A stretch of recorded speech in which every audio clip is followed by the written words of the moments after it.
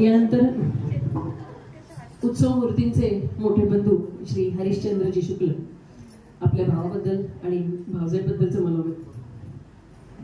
उपस्थित मंडळी, तुम्ही सगळे आलात आणि आमच्या शुक्ल परिवाराचा आजच्या कार्यक्रमाची शोभा वाढवली त्याबद्दल अगोदर सगळ्यांचे धन्यवाद.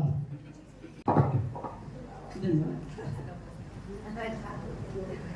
खूप छान व्यक्त झालेत.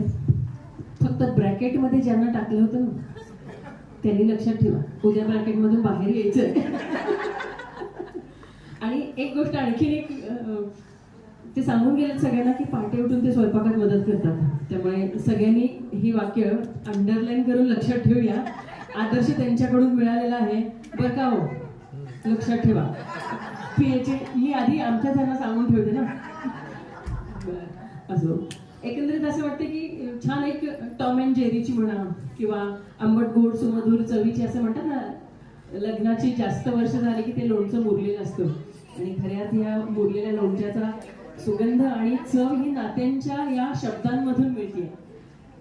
इथे पुढे येत आहेत